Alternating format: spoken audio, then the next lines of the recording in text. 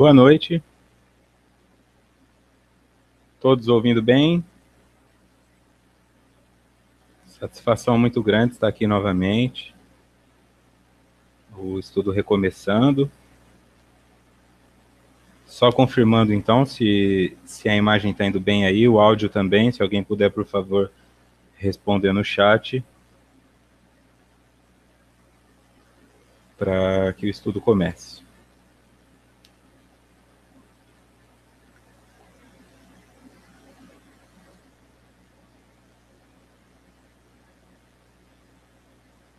Lembrando, para aqueles que estão aqui pela primeira vez, nós estamos estudando a obra Autodescobrimento, uma busca interior, de Divaldo Pereira Franco e Joana de Ângeles, com a ótica da psicologia transpessoal. Ok, então. Boa noite, Arnaldo. Satisfação revê-lo. Áudio e vídeo ok. Então, vamos lá. Hoje é a segunda parte da apresentação. Lembrando que o objetivo desse estudo não é concluí-lo com um prazo determinado, de acordo com a evolução natural do grupo, havendo perguntas ou não, algumas questões precisam ser mais elaboradas. Para quem perdeu o primeiro estudo na semana passada, é possível assisti-lo no YouTube. Através da Rede Amigo Espírita também você consegue o áudio, então não tem como ficar para trás. O importante é que aqueles que têm interesse em acompanhar esse estudo façam isso de forma com bastante veemência, porque é necessário as apresentações anteriores para se entender os processos lá na frente. Alguns temas, como inconsciente coletivo, como arquétipo, ou algumas coisas específicas da psicologia, vão sendo explicados ao longo dos estudos. Então é importante que, para que o grupo flua tranquilamente, todos já estejam aqui sabendo do que nós estamos falando. Não é uma literatura fácil, mas é possível. Isso nos objetiva a ir crescendo cada vez mais. Sim, tranquilo também. A rádio já está ligada, então o estudo está sendo transmitido aqui pelo Hangout, pelo YouTube e também pela rádio. Qualquer dúvida, vocês fiquem à vontade para perguntar no chat, e à medida do possível eu vou respondendo. Também tem aí o Arnaldo e o José para dar uma força, outros estudiosos de bastante tempo também, né? Satisfação de ver a sala com pessoas tão queridas aí. Para quem não me conhece, eu sou Vitor Antenori Rossi, psicólogo, e resido em Taboão da Serra, na Grande São Paulo. Dando continuidade, então, ao estudo, a obra Autodescobrimento, uma busca interior. Hoje, então, encontro número 2, dia 3 de março de 2015. Essa é a continuação da apresentação, parte 2. Lembrando para aqueles que vieram antes ou que chegaram agora, as anotações feitas em itálico e com aspas são relacionadas ao livro. O livro está transcrito na íntegra. O que tiver de anotação da minha parte vai estar escrito como nota do expositor. Ok? Dando continuidade. Fazem-se imprescindíveis alguns requisitos para que seja logrado o autodescobrimento com a finalidade de bem-estar e de logros plenos, a saber, insatisfação pelo que se é ou se possui ou como se encontra, desejo sincero de mudança, persistência no tentame, disposição para aceitar-se e vencer-se e capacidade para crescer emocionalmente. Está dividido aí por ponto e vírgula, poderia também estar dividido de uma forma didática, por tópicos. O objetivo dessa parte é nos mostrar o seguinte: eles estão fazendo a apresentação do livro, estruturando o que é importante disso tudo, né? Por que eles estão nos trazendo esse conhecimento. Então aqui fica explicado.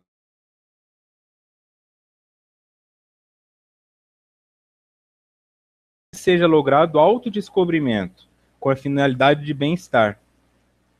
Para que isso aconteça, então vocês que estão aqui, nós que estamos aqui buscando crescimento através desse estudo, estamos aqui porque estamos insatisfeitos pelo que somos, ou com o que possuímos, ou como nos encontramos.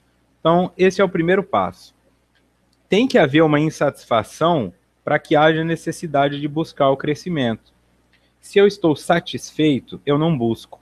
Isso é uma característica humana que foi se perdendo, na verdade foi se solidificando ao longo da existência. O ser humano, como tudo foi terceirizado e tudo foi industrializado, o ser humano para de buscar. Quando você está satisfeito, você já almoçou, você não fica necessariamente pensando na janta. Quando você está satisfeito no seu relacionamento, você não discute relação. Você discute relação quando você encontra algo que não te agrada, e aí vocês brigam, jogam um monte de coisas na mesa, né? Mas e aquela vez que nós jantamos na casa da sua mãe? Ou é aquela vez que você saiu com os amigos? Então, todo esse processo implica insatisfação. O autodescobrimento também necessita dela. Se você está satisfeito, você não busca. O satisfeito, ele senta na satisfação e fica relaxado naquilo ali. É importante, então, que eu tenha com clareza isso. Eu tenho que estar insatisfeito com o que sou, com o que tenho ou com o estado em que me encontro. Está insatisfeito porque está no hospital internado por causa da sua diabetes, por causa da obesidade, por causa do tabagismo? Então isso é um estado que você se encontra. Você pode estar insatisfeito porque está com alguma deficiência física, está numa cadeira de rodas, está com a cegueira parcial ou definitiva. Por que você está nesse estado? Deve haver uma reflexão que me leve a buscar como eu cheguei até aqui. Foi coincidência? Foi azar? Qual é o contexto? O indivíduo que morre de câncer no pulmão porque fumou a vida inteira, foi azar? Aquele estado que ele se encontra, terminal, doloroso, onde não consegue respirar direito, leva ele a uma reflexão ou ele pensa, tá tudo bem, estou tranquilo? Então é na dor, e quando eu falo dor, não é aquela dor provocada física, é a dor do desconforto. De olhar no espelho e se sentir acima do peso, de ficar insatisfeito porque a roupa não entra mais, ou porque a tua pressão está muito alta. Nesse momento você vai buscar uma resposta, e a resposta, primeiramente, ela é buscada, como eu disse no começo, terceirizando. Vai ao médico, vai ao fisioterapeuta, vai em todo mundo. Buscar a solução para o problema. A proposta do livro é que nós busquemos a explicação da causa. Por que é que eu precisei desse fisioterapeuta? Por que é que eu precisei desse médico? Por que eu não estou satisfeito com aquilo que eu tenho? Você construiu tudo o que acontece na sua vida, de bom ou de ruim, é uma construção sua. Aqui o Arnaldo coloca no chat. O ser humano vive criando novas necessidades diuturnamente. Cada objetivo conquistado ou não, sobrevém o vazio. Isso leva à insatisfação também? Leva, porque como diz a música do Tom Jobim, tristeza não tem fim, felicidade sim. Aquelas coisas que nós conquistamos, o prazer da conquista termina. O cheiro novo do seu carro vai desaparecer. O branco novo do seu tênis vai desaparecer. E com o tempo aquilo vai ficando gasto, aquilo vai ficando velho aos nossos olhos. E nós vamos sempre tendo que buscar alguma coisa. Aquilo que dá prazer para você momentaneamente, daqui a pouco pode não dar mais. Por isso nós temos relacionamentos onde o rapaz ou a moça começa a namorar, anda 5 quilômetros a pé para ver o outro. Depois de um tempo namorando, tem preguiça até de tirar o carro da garagem para ir ver o outro. Qual que é a resposta para isso? Essa insatisfação natural. Que se nós nos tranquilizássemos com aquilo que conquistamos, não iríamos para frente. Essa inquietação, essa ambição é em algum nível positiva. Como tudo pode virar uma doença, mas tudo varia de acordo com a intensidade com que ela é vivida. Então aqui, desejo sincero de mudança. Desejo sincero de mudança. Não é mudar para falar, eu sou uma pessoa que passa muito tempo com os amigos, minha namorada reclamou, eu fico muito tempo fora de casa, minha mãe vai parar de me dar dinheiro, então eu vou mudar. Não é essa mudança que estamos falando aqui. Não é aquela mudança para agradar o outro que dura 2 semanas. É uma mudança sincera, porque você cansou de ser você. Cansou do que tem. Cansou de como está.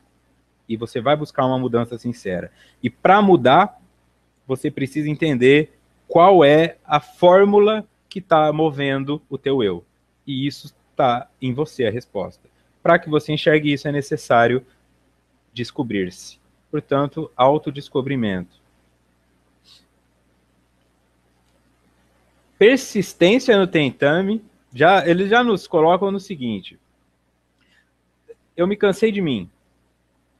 Eu estou insatisfeito com o que tenho. Eu quero uma mudança sincera. Que não vai ser na primeira que eu vou conseguir. Atentem para isso. Persistência no tentame. Você vai ter que persistir. Vai dar errado na primeira. Você vai tentar uma mudança, tua família vai ir contra você. Tem uma linha da psicologia, que é a linha da abordagem sistêmica familiar, que trabalha muito em cima disso. Quando você tenta fazer alguma coisa que vai contra o que a sua família está acostumada, você sofre uma exclusão.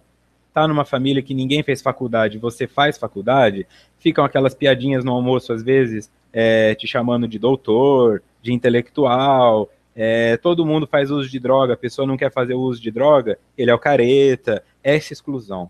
Então, sempre que nós tentamos uma mudança, ela vai gerar necessariamente um fracasso. Pode ser que eu consiga um sucesso imediato, mas o fracasso vai vir em algum momento. E é nesse momento que eu tenho que falar onde eu errei, por que eu errei e como fazer diferente. Aí na segunda tentativa você pode ter um novo fracasso. Só que o importante é que você não fracasse 2 vezes da mesma forma, porque nisso você amplia o teu campo de aprendizado e chega um momento em que o teu acerto vai ser muito mais fácil, você vai acertar muito mais do que errar.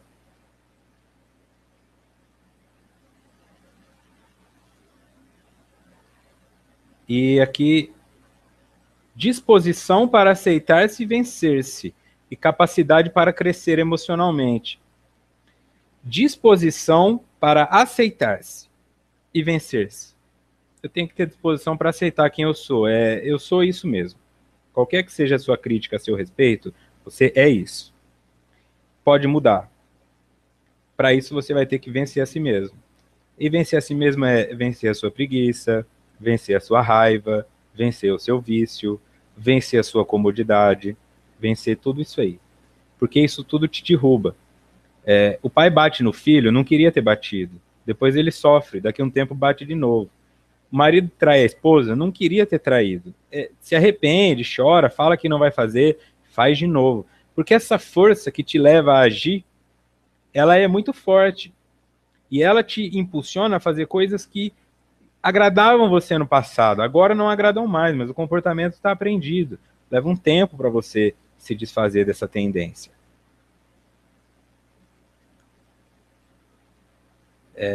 Aqui.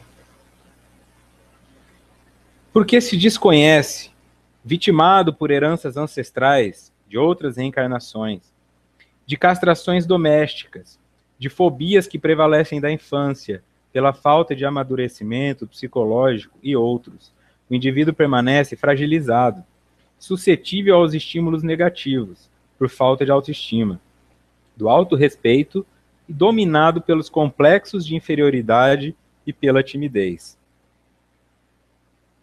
Aqui é um momento importante porque nós vamos entrar na área de complexos. E o complexo é complicado, não tem esse nome à toa, né? É um complexo, tem todo um processo por trás disso aí, que a psicologia analítica explica com bastante clareza. Vamos lá, então. Nesse desconhecer, vitimado por heranças ancestrais, tanto das encarnações anteriores, quanto de castrações domésticas, fobias que prevalecem da infância, tudo isso pela falta do amadurecimento psicológico. Apanhou muito quando era criança? Não adianta, você traz traumas. Fizeram brincadeiras ou sofreu algum abuso quando era criança? Traz traumas.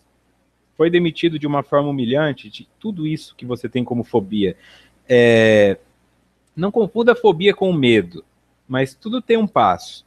Se você encontra dificuldade para dormir no escuro, para ficar sozinho, dificuldade com altura, dificuldade com qualquer coisa, isso tem uma explicação. A explicação está no seu passado. Para mexer nisso vai doer. Muita gente prefere não mexer. É mais fácil dormir com a luz acesa do que entender por que eu não consigo dormir com a luz apagada.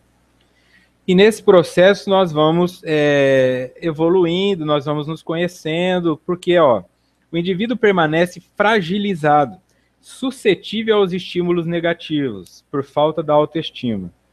Uma coisa que eu sempre prezo nos estudos é estruturar que autoestima não é se achar bonito. Muita gente confunde autoestima com isso. Eu tô com a autoestima boa. Não, a autoestima é o quanto você cuida de você.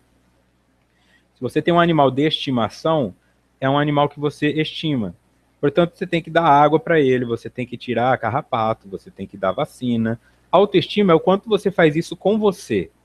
Você tá com seu cabelo penteado, você tá com seus dentes escovados, com a barba feita, tá perfumado, não tá com a casa toda suja, não tá cheio de vícios, e isso é autoestima. O indivíduo pode estar todo bonitinho, com um terno Armani. Se ele chega em casa e vai usar cocaína, ele não tem autoestima. E aquele indivíduo que está ali carregando papelão, mas ele consegue fazer daquele dinheiro o sustento para os filhos dele, e pelo menos ele dá preferência para a saúde básica, cuida dos meninos, faz ele ir para a escola, esse cara tem autoestima. Muito mais do que aquele do terno. Então eu tenho que tomar cuidado que a autoestima não é a tua unha feita. Não é esta sensação. A autoestima é o quanto você cuida de você. Tem muita gente que cuida dos filhos, cuida do cachorro, cuida do vizinho, cuida de todo mundo, menos de si mesmo. Mulher tem mais tendência a fazer isso. Aquelas que têm, principalmente as que têm uma origem mais machista, né? Que a mulher tem que ficar em casa lavando louça, aprendeu isso com a mãe. Então elas têm uma tendência maior a cuidar dos outros e esquecerem de si mesmas. Mas isso é só uma conotação, isso acontece com qualquer população. Se você não cuida de você, você não tem autoestima. Você se deixa levar. Você vai deixando. Apareceu uma dor no teu tornozelo, deixa aí, depois eu vejo isso. Baixa autoestima. Por falta de autoestima, de autorrespeito, você tem que respeitar os seus limites, né? Caso contrário, você vai adoecer. Dominado pelos complexos de inferioridade e pela timidez. Aí vamos então para entender o termo complexo. O termo complexo pode ser entendido como um conjunto autônomo de impulsos agrupados em torno de ideias e imagens, carregadas de energia, ou carregadas emocionalmente, conforme diz Jung. Um complexo é a imagem de uma determinada situação psíquica, com acentuada carga emocional, e, além disso, incompatível com a atitude habitual da consciência. O complexo aparece como uma formação autônoma, isto é, com existência psíquica própria, que se impõe sobre o consciente. Por que ele é uma formação autônoma? De uma forma um pouco simplista, imagine que você tem várias pequenas coisas que te foram agregadas desde que você era criança. Você vai na escola, a professora te chama de burro. Ah, você é burro, você não dá conta. Você chega na sua casa, a mãe fala, seu irmão na sua idade fazia mais do que você. Aí o garoto fica um pouco mais adolescente ali, vai chegar numa garota, ela fala, ah não, você é feio. Uma coisa de cada vez não machuca tanto se você tem uma rede boa por trás disso. Só que quando essas pequenas coisas somadas se tornam uma grande, esta grande é um complexo. Isso é um complexo. O que seria então um complexo de inferioridade, que é o mais conhecido? É uma pessoa que acreditou a vida inteira, ou até em existências anteriores, mas vamos pensar sempre no aqui e agora. É uma pessoa que acreditou a vida toda que ela é inferior. A professora falou isso, a mãe falou isso, o pai falou isso, todo mundo falou isso. Ela acredita. O complexo, então, ele se torna autônomo. Ele passa a existir como um impulso independente da vontade da pessoa, porque a consciência dela quer uma coisa, só que o complexo reage de outra forma. Então, de uma forma bem simples, essa criança cresceu com complexo de inferioridade. Aí ele chega lá na adolescência, tá numa festinha, olha uma menina que interessou a ele. Aí um amigo fala assim para ele: ó, aquela menina tá olhando para você. O complexo de inferioridade vai obrigá-lo a pensar assim: ah, mas ela deve estar me olhando porque eu sou feio. Ela deve estar me olhando porque ela me confundiu com alguém. Ou então o indivíduo adulto que cresceu acreditando que não é bom em nada, aí eu chego num amigo e falo: olha, escuta, tem uma oportunidade de emprego lá, eles estão abrindo entrevistas. O complexo fala para ele: nem vai, você não vai passar. Teu currículo só tem uma folha, você não sabe nem conversar direito. Aí ele mesmo assim, ele vence o complexo e vai para a entrevista de emprego. Ele chega lá, nossa, aquele cara tá muito mais bem vestido, olha aquele outro que cara de inteligente, ele vira as costas e vai embora. O complexo, então, ele te obriga a agir, vamos voltar aqui, ó. É uma imagem de uma determinada situação psíquica. O teu sentimento de inferioridade é uma situação psíquica que foi criada com acentuada carga emocional, incompatível com a atitude habitual da consciência. Você sabe que não é assim, mas na hora que você não tem tempo de pensar, tudo que você não tem tempo de pensar, raciocinar sobre, e você reage impulsivamente, está ali associado a um complexo. O indivíduo bonzinho que bate o carro no trânsito, já levanta e parte para cima do motorista xingando, falando palavrão. Depois ele para e fala: nossa, eu não sou desse tipo. E realmente ele não é, mas tem um complexo agindo por trás disso aí. Isso. O Expedito pergunta se procrastinação é sinal de baixa autoestima. Acredito, Expedito, eu acredito que você em algum momento da sua vida se apaixonou por algo ou alguém. Se apaixonou. Apaixonou por uma pessoa. Eu gosto de dar esses exemplos porque apaixonar por alguém, todo mundo se apaixonou. Talvez você se pegava fazendo por aquela pessoa mais do que você fazia por você? Quando você está apaixonado ali no começo, com medo de perder, e a pessoa fala: se você não vier hoje, nós vamos terminar, você vai. Agora, por que quando o teu estômago dói, hoje, você deixa para ir no médico 10 dias depois? Por que os trabalhos profissionais que vão dar o teu sustento e te fazer crescer precisam ser entregues amanhã, você vai deixar para fazer na última hora? Ou ganhar uma desculpa e fazer semana que vem? Porque não tem amor próprio, porque não tem autoestima. A procrastinação é sim um indício de baixa autoestima, porque nós cuidamos pouco de nós mesmos.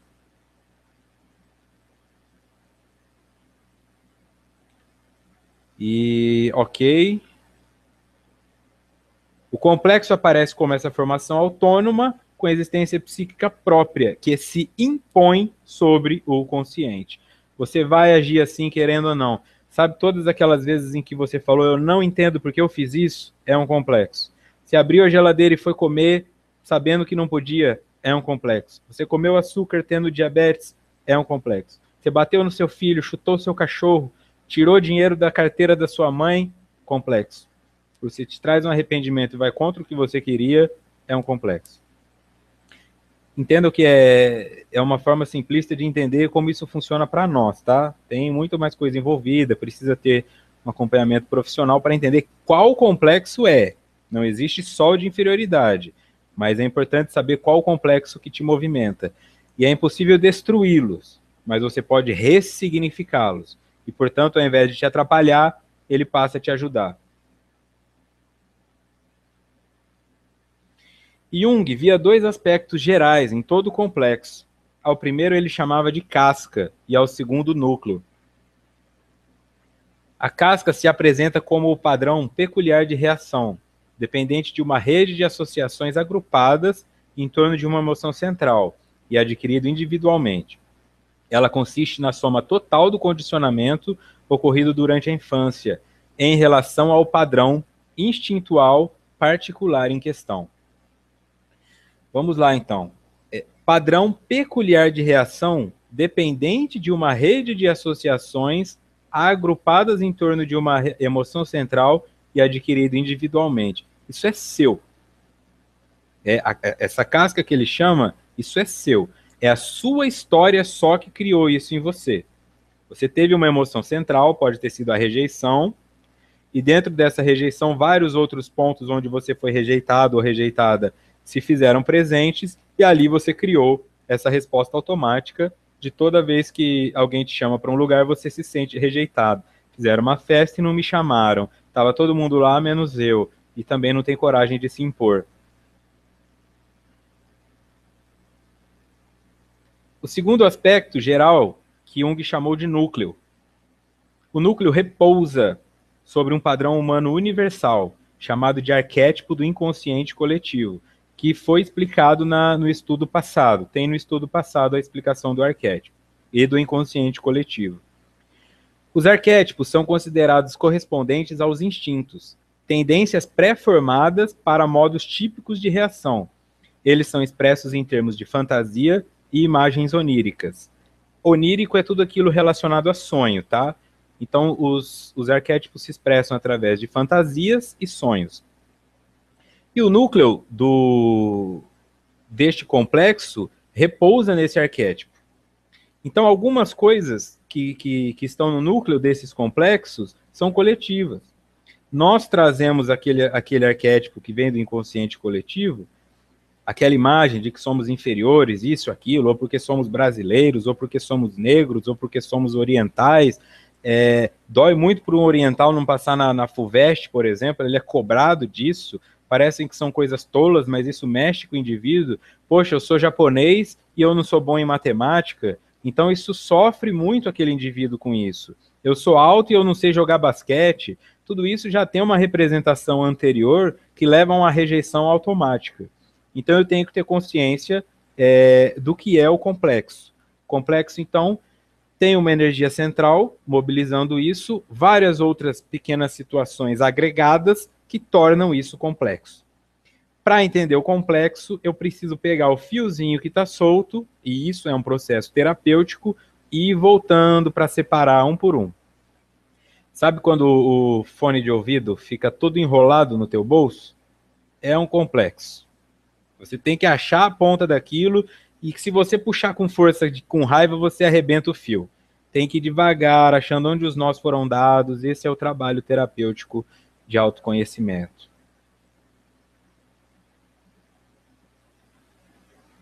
Eu dou uma parada às vezes porque eu estou lendo aqui no chat, ok?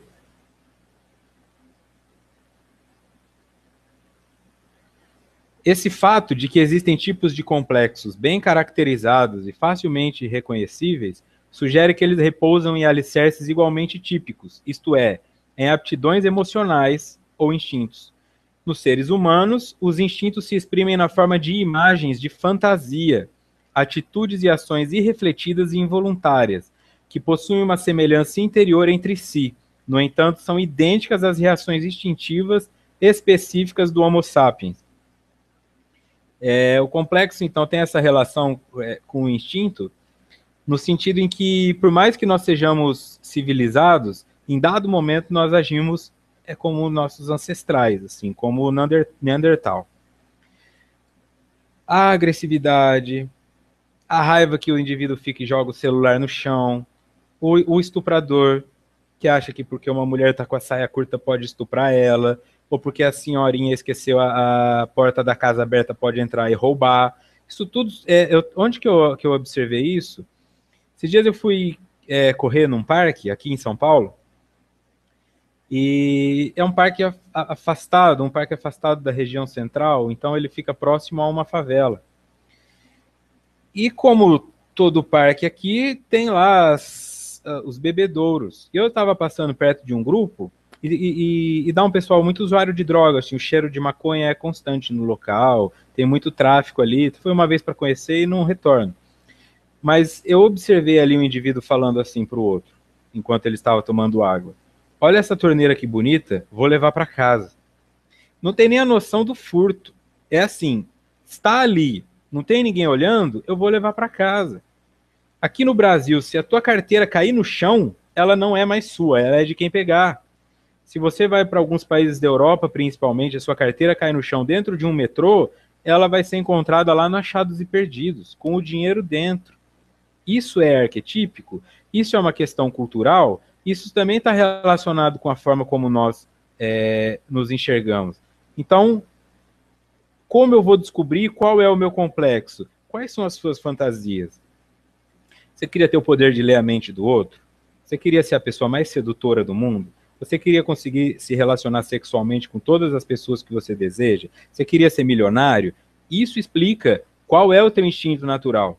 O que, que você quer fazer com esse monte de sexo? O que, que você quer fazer com esse monte de poder?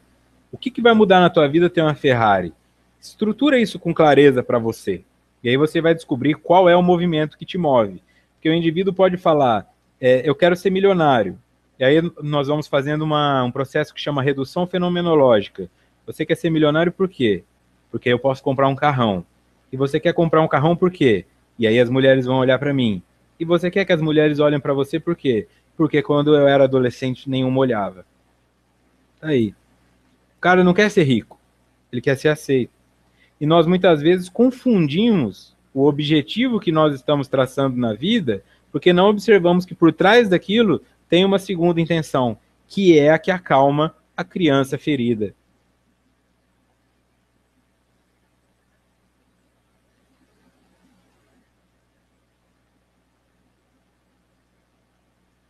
Considera-se, portanto, o efeito negativo do complexo como uma distorção em algumas das funções psicológicas. Deste modo, as reações observadas por ocasião de um estímulo externo são percebidas de forma exagerada, acarretando um julgamento inapropriado, mediado pelo impulso ditado pelo complexo. Fica claro isso aí? Eu gostaria que isso ficasse bem claro para todos vocês, porque o livro baseia-se muito em arquétipo e complexo. A leitura da Joana de Ângeles é muito analítica na origem junguiana.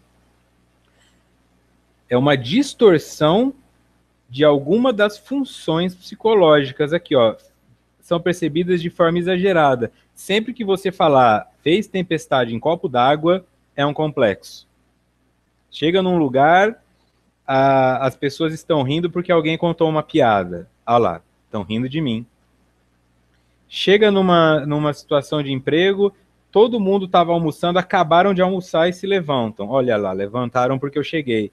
Isso tudo é um exagero e muito drama. Eu vou me matar se você não vier aqui. Eu vou abandonar nossos filhos. Isso é complexo, isso é exagerado e tem origem numa percepção errônea que aconteceu lá atrás. É uma disfunção. Precisa ser tratado, porque o indivíduo perde muito com isso.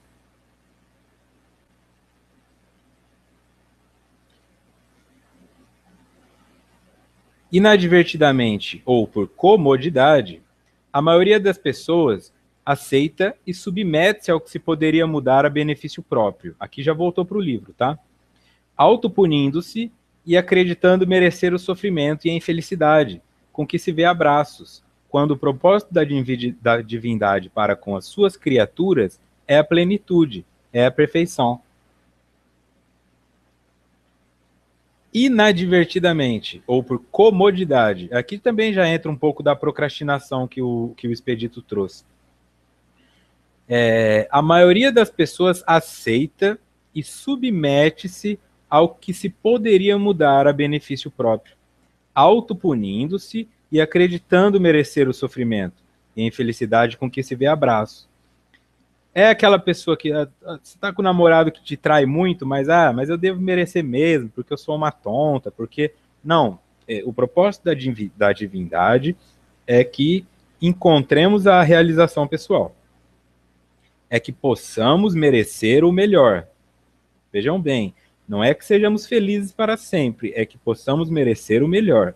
Se você se contenta com pouco, com esse marido bêbado, com esse filho que usa droga e te xinga, se você não busca mudança, se você se contenta tranquilamente aí cômodo com a sua obesidade, com a sua hipertensão, com tudo isso que está atacando o seu corpo e a sua vida, você se torna responsável por isso. Mas você não merece isso. Você merece mais. Essa é a visão dos autores. E segundo a lei divina, nós estamos aqui para buscar crescimento. Qualquer acomodação, então, é uma fuga da busca de evolução. Porque para que essa mulher deixe esse marido bêbado que grita com ela, ela vai ter que buscar ficar sozinha, ela vai ter que reconstruir a vida dela, e para muitas pessoas isso dá preguiça, dá medo, dá insegurança, e elas acabam ficando. A verdade é que na origem psicológica, é mais fácil você ficar num lamaçal conhecido do que buscar uma nuvem desconhecida. Ficar no fundo do poço que você já visitou é mais cômodo do que buscar o topo de uma montanha desconhecida, porque dá medo. Eu já fiquei em depressão, eu já tentei suicídio, aí a pessoa vai falar qualquer coisa. Eu já fui fumante, eu já fui alcoolista, e então ele sabe ser alcoolista. Ele sabe ser fumante, pega o indivíduo que está lá na Helvétia, pega o indivíduo que está lá na Praça da Sé e pergunta para ele se é fácil ser um usuário de crack. Não é fácil, é difícil. Tem que ser rejeitado, tem que ser xingado, tem que ser humilhado. Só que para ele isso é mais fácil do que se reerguer e procurar um emprego. Por incrível que pareça. Então eu não posso me esquecer disso. Muita gente está num relacionamento que está sendo enganado, num emprego que está sendo humilhado, com uma carga horária abusiva, recebendo um salário pequeno, porque tem medo de promover uma mudança em sua vida, tornando-se responsável pela própria dor.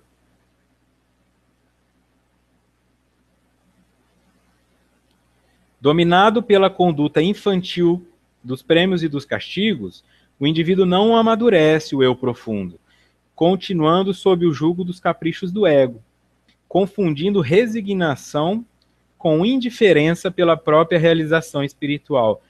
A resignação deve ser um estado de aceitação da ocorrência, dor sem revolta, porém atuando para erradicá-la. Essa passagem é de uma sabedoria imensa, o livro todo é, né? Mas essa passagem machuca, né? Porque essa passagem traz bem para dentro de nós assim a realidade.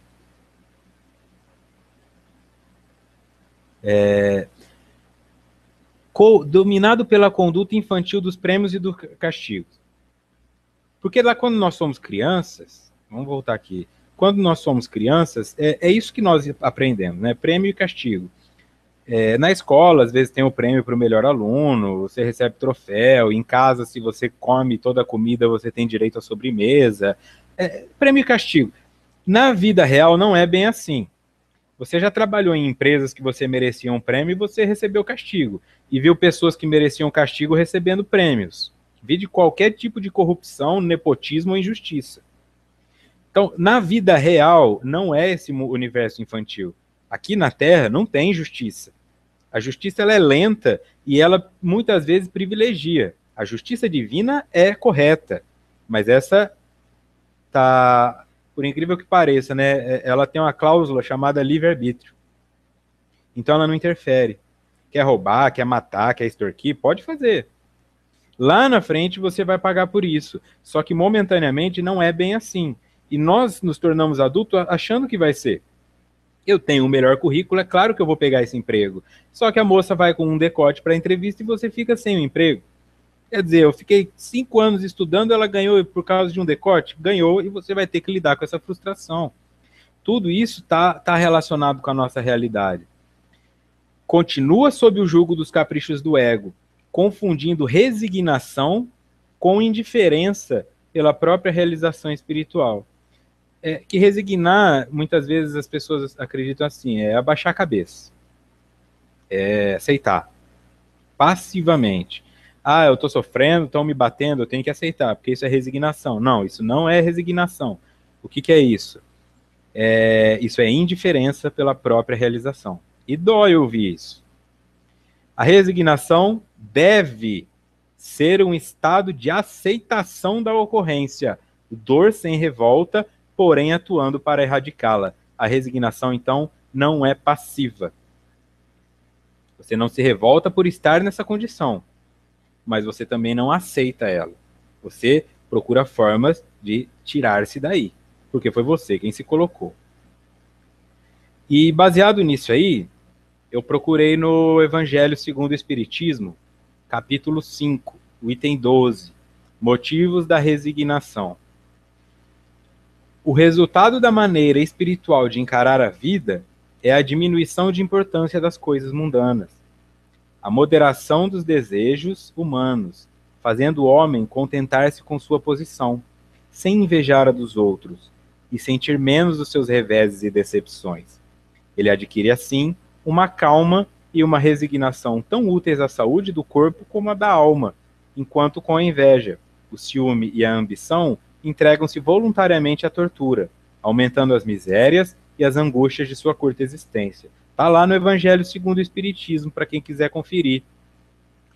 Quando você tem inveja, ciúme e ambição desmedida, você vai se entregar voluntariamente à tortura, aumentando as suas misérias e as angústias da sua existência, que vai acabar se tornando mais curta ainda, porque é muito inimigo. A moderação dos desejos humanos, ele adquire assim uma calma e uma resignação tão úteis à saúde do corpo como da alma. Então, o que eu tenho que ver aqui, ó? Diminuição da importância das coisas mundanas, não é isso que deveria importar para você. Sair brigando por causa da tua cerca elétrica, por causa do teu celular que caiu no chão, por causa do vizinho que estaciona o carro na frente do seu. Não são essas coisas que interessam. Interessa o lado psicológico por trás disso tudo. A moderação dos desejos humanos. Nós sabemos que um espírito não precisa comer. Ele não precisa comer uma banana, ele não precisa comer um frango assado. E o meu corpo precisa disso, precisa de nutrientes. Mas eu não encontro esses nutrientes num pastel gigante de feira, eu não encontro esses nutrientes num pacote de passatempo. Eu tenho que ficar atento a esses detalhes, né? Que os meus desejos humanos, sexuais, de comer, de agressividade, de vaidade, podem me levar a perder muita coisa. Contentar-se com sua posição sem invejar a dos outros e sentir menos as coisas que dão errado na sua vida. Contentar-se com a sua posição. Toma cuidado. Por que você vai invejar o outro? Por que você não aceita as coisas que você tem? E aí, com isso, você tenta fazer o seu melhor. Vai tentando fazer o seu melhor e, naturalmente, você vai crescer. Deixa eu dar uma olhada aqui. Tá tudo bem até aqui, pessoal? Gostaria do feedback aí, se tá claro, se tá tranquilo a velocidade.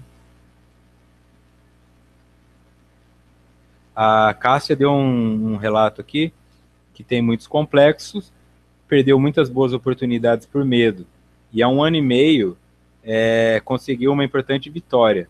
Recebeu uma convocação de um concurso que nem lembrava mais. A primeira reação, obviamente, foi a de medo, a vontade foi de ignorar, e ela se perguntava: como vou fazer esses exames todos? Como vou falar com as pessoas responsáveis pelas informações que preciso? Resolveu reagir e foi em frente. Hoje está num trabalho que adora e não consegue pensar como estaria se tivesse cedido ao medo. Obrigado, Cássia. É um belo relato mesmo de como o complexo ressignificado pode fazer uma diferença grande na vida do indivíduo. Continuando, então.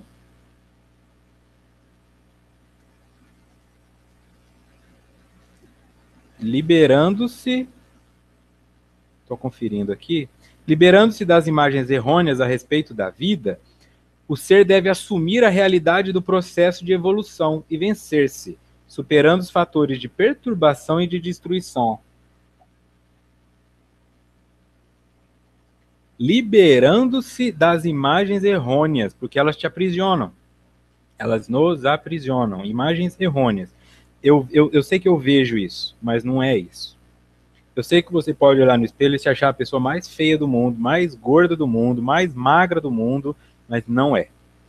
Você é só mais uma. Você é só mais uma pessoa. Isso não é para te denegrir. Isso é pelo contrário, para te colocar como igual a todo mundo. Não importa o que você faça, você é só mais uma pessoa fazendo isso. E isso, de alguma forma, deve te tranquilizar. O ser deve assumir a realidade do processo, porque sai da imagem errônea, que é uma ilusão, e vem para a realidade do processo da evolução. Portanto, não vai ser da noite para o dia. É um processo. E vencer-se. Superando os fatores de perturbação e destruição. Essa coisa do vencer-se é importante, porque tem uma frase que diz assim: vence quem se vence. Você deve se vencer, porque o indivíduo muitas vezes O Fênix colocou aqui no chat, até eu ia falar disso. Como lidar com o parceiro cheio de complexos? Como lidar com o parceiro cheio de complexos? Primeiro, assim, todos nós somos cheios de complexos. O que importa é definir se esses complexos estão trabalhando a favor ou contra a nossa evolução. Se você está falando de um parceiro cheio de complexos mais graves, você vai ter que identificar quais são aqueles que te afetam e, portanto, ressoam em você, que de alguma forma você também traz. Por que você foi se sentir atraído por esta pessoa? Se existe uma lei de atração, vocês têm que ter algo em comum. Então, muitas dessas coisas também te pertencem. E desligar-se primeiro do outro. Se o outro for consciente desses complexos, se esses complexos estão te machucando e o outro não faz nada a respeito, então talvez seja a hora de você fazer. Dar um ultimato, se afastar, procurar uma forma de lidar melhor com isso. Mas se está te incomodando, busque ajuda. Se a ajuda não vier de fora, ela vai ter que vir de você. E isso implica lidar com os seus complexos. Porque eu penso naquele indivíduo que terminou 10 namoros, ou que já passou por 6 empregos, e diz que todos foram ruins. Não é aqui, ó. A evolução é vencer-se. Não é ficar trocando as pessoas com quem você se relaciona, é trocar você. Você tem que vencer você. Teu inimigo não são suas ex-namoradas, seus ex-maridos. Teus inimigos não são seus ex-patrões. Seus inimigos estão em você. São os seus complexos, são seus hábitos, são os seus vícios, são as suas incapacidades, que podem ser alteradas. Mas para isso é necessário que haja uma luta. Uma luta consigo mesmo. Escolher o melhor terreno, a melhor estratégia, as melhores armas, buscar ajuda, e não ficar aí sempre nessa apanhando. Apanha e volta de si mesmo. Se arrepende e faz de novo, se arrepende e faz de novo. Promete que vai parar e não para. Agora eles continuam falando do livro, lembrando que essa é a apresentação do livro. Ao apresentarmos o nosso livro aos interessados na decifração de si mesmos, tentamos colocar pontes entre os mecanismos da psicologia humanista e transpessoal com a doutrina espírita, que as ilumina e completa, assim cooperando de alguma forma com aqueles que se empenham na busca interior, no autodescobrimento. A psicologia humanista tem uma visão, como o nome já diz, de enxergar o ser humano mais claro. Quem já fez terapia com um psicanalista ortodoxo, sabem que eles são um pouco mais frios, né? Eles não comemoram um aniversário, eles não abraçam, eles são mais sólidos, assim. A psicologia humanista já permite o toque, o contato, o abraço, a felicitação, ver mais esse lado do ser humano mesmo, né? Menos como uma ciência puramente científica, né? Mas como uma ciência ampla, holística, que permite o campo disso.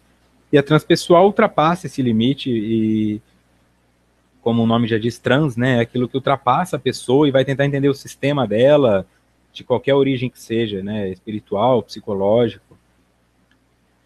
Então esse é o objetivo deles. A nós que estamos tentando decifrar-nos, decifra-me ou devoro-te, né? E essa é a tua consciência falando para você. Se você não entender por que você faz isso, você vai acabar desencarnando por conta disso. Vai desencarnar pelo cigarro, vai desencarnar pela picanha, vai desencarnar num acidente de carro, vai desencarnar numa DST e depois vai falar que não sabia por quê. Sabe sim. Está fazendo isso por algum motivo. E para que esse motivo seja alcançado, tem que decifrar. E é difícil, é cansativo, dá vontade de deixar para depois e culpar todo mundo. Sejam bem-vindos ao pesadelo da humanidade, né? Eu tenho que levantar todos os dias para me fazer uma pessoa melhor? Tem. E o dia que você fica dormindo, você não evolui muito, não. Vai se mantendo sempre a mesma pessoa. Quando eu falo dormir, não é fisicamente, tá? É parar no tempo de crescimento. Fica aí anestesiada pela felicidade. Eu sou feliz, não preciso de mudança, estou satisfeito, como foi colocado no começo, e se embriaga na satisfação e quando percebe a vida parou. O nível transpessoal é o nível da expansão da consciência para além das fronteiras do ego, correspondendo a um senso de identidade mais amplo. É também neste nível de percepção que podem, mas não necessariamente ocorrem, ou são regra geral próprias de uma percepção transpessoal, surgir como eventos secundários certos fenômenos parapsicológicos, como telepatia, precognição, o que não tipifica um fenômeno parapsicológico, mas sim psicológico, lembranças de vida passada. Por que isso que está sendo colocado aqui? Porque quando eu estou falando de telepatia, aquela sensação que você tem, a mãe sabe muito do que é isso, o filho está lá na China, ele tem uma dor de estômago, ela sabe que ele não está bem, liga, ele não está bem mesmo. Como que isso se explica? Se eu fosse levar em conta só o que está relacionado ao ego, eu não entenderia essas coisas. E a psicologia transpessoal vai além, para tentar entender porque isso existe. Existem pessoas que têm pré-cognição, que percebem as coisas antes de acontecer, existem pessoas que conseguem se comunicar telepaticamente, então todo esse processo precisa ser explicado. Como o Espiritismo também traz uma explicação para isso tudo, é a parte da ciência aqui da Terra que encaixou melhor para eles. Então a psicologia analítica, a transpessoal e a humanista vão ser as mais trabalhadas nesse livro. E que percebam o seguinte, como é complexo a apresentação do livro, né? Por isso é importante que todos os que estão querendo participar estudem os anteriores, né? Esse é só o segundo, tem um anterior, mas não vai deixando acumular não, porque começa a ficar complicado. Nós nem entramos no livro ainda. A grande contribuição da psicologia pode ser vista na ênfase da experiência consciente, na crença na integralidade entre natureza e a conduta do ser humano, no livre-arbítrio, espontaneidade e poder de criação do indivíduo, e no estudo de tudo que tenha relevância para a condição humana. A consciência somente é entendida mediante a perspectiva da totalidade. Essa nota ela vem para trazer o seguinte, que a psicologia não é só essa coisa de sentar e conversar, como muita gente entende. É sentar e conversar. Uma vez eu ouvi de uma pessoa, nossa, mas que profissão fácil, você só precisa sentar e conversar e tem gente que ainda paga por isso? Não preciso nem dizer que é uma pessoa num véu de ignorância muito grande, né? Nem me ofendeu, porque eu não sou a psicologia, eu apenas faço a ferramentaria, uso ela como uma ferramenta para alcançar uma evolução. Mas isso ainda é uma consciência de muitas pessoas, que a psiquiatria é coisa de louco, que só vai em psiquiatra quem tá louco. Então, assim, já comece a deixar isso para trás. Aqui, ó. É a ênfase da experiência consciente. Eu tenho que entender isso que está acontecendo com a minha consciência, né? Não é ficar assim, preso ao choro, desesperado, eu vou me matar. Não, senta na cama, respira fundo e entende. Por que você está endividado? Por que teu marido te deixou? Por que teu filho sofreu um acidente de carro? Por que isso foi acontecer com você? É uma experiência que você está passando. Se ela não for consciente, ela vai para o inconsciente. E aí, o inconsciente vai fazer o que quiser com você depois. Porque isso se transforma lá na frente em um complexo, se transforma em um trauma, alimenta um arquétipo. E quando você perceber, é você que vai estar atropelando o filho de alguém. Bebeu demais para lidar com o atropelamento do filho, saiu do bar bêbado e atropelou o filho de outra pessoa. Isso não é uma coisa tão difícil de acontecer. O tempo todo nós estamos motivados a repetir o erro pela dor de não saber lidar com ele. Voltando ao livro.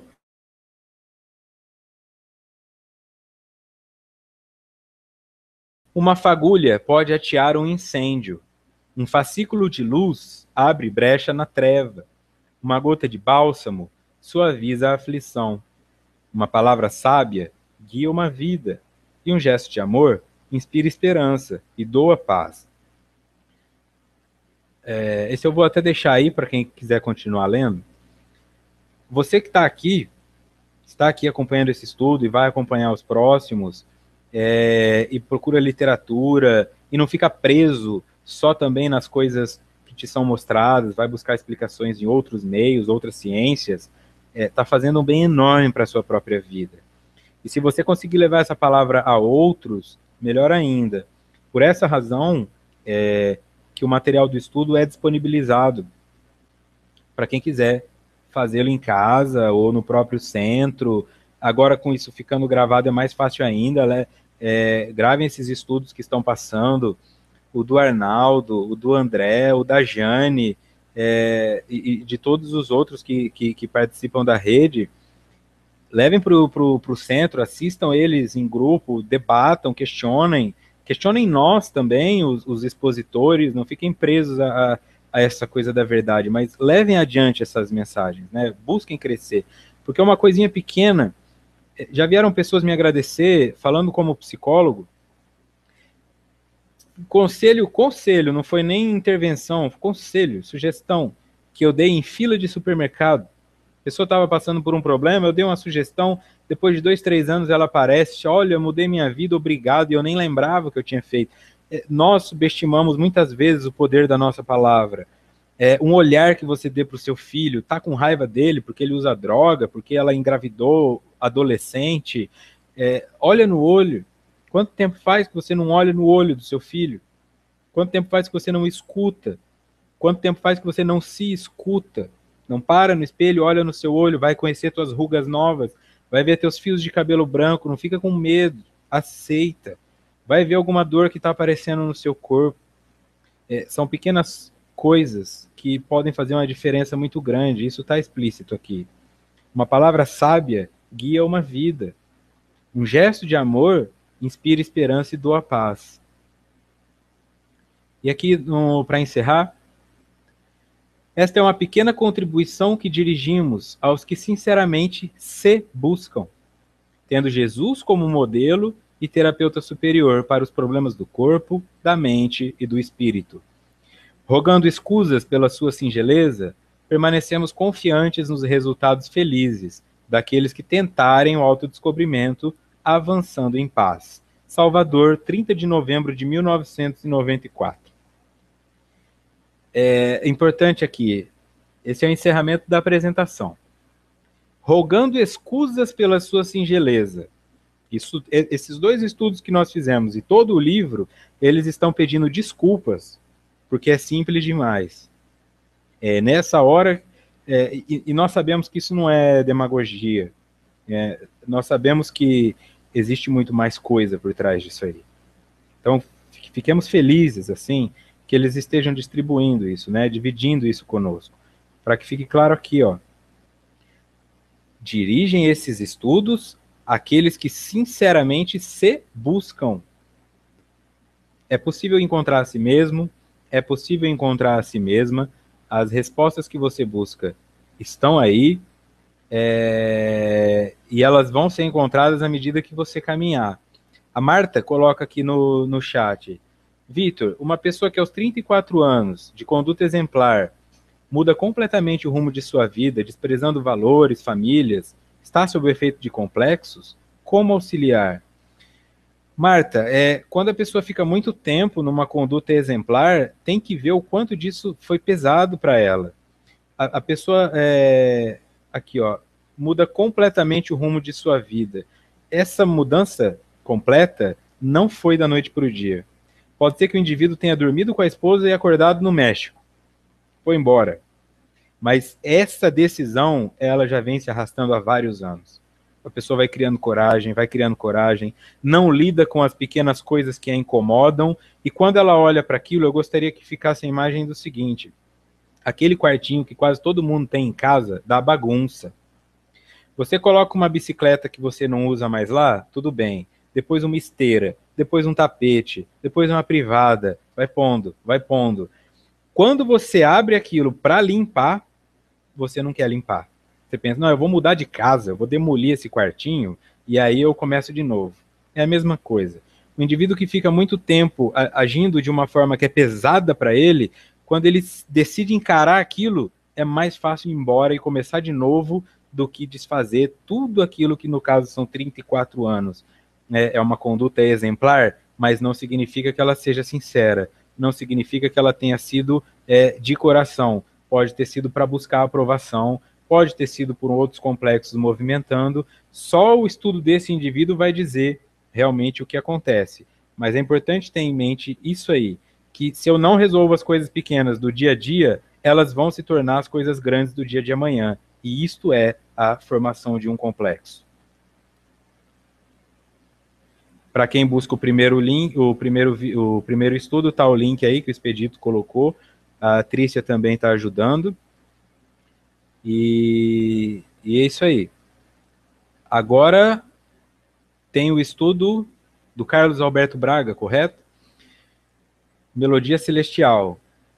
Lívia Nenhuma, Plano Espiritual. Série Amor e Sabedoria de Emmanuel, com Carlos Alberto Braga, das 20 às 21h30. Tá o link aí para acessar, quem tiver o interesse. Por hora me despeço. Agradeço mais uma vez pela companhia de todos vocês aí. Hoje nós tivemos mais de 25 pessoas. É uma mudança grande. Eu sei que é um estudo difícil, para mim também é difícil, mas é isso que vai nos permitir crescer. Que possamos agradecer aí pela Joana e pelo Divaldo por compartilhar isso aí, agradecer a Rede Amigo Espírita por proporcionar essa plataforma, esse espaço para que nós possamos conversar, e aguardo vocês na semana que vem. Deixar aqui, ó, o próximo encontro será no dia 10 de março, o capítulo 1.1, Complexidades da Energia. Aí nós vamos começar mesmo o livro, sair da apresentação, capítulo 1.1, Complexidades da Energia. Mais uma vez agradeço e aguardo todos vocês na semana que vem. Possamos ter uma bela noite e nos encontramos em breve. Deus abençoe.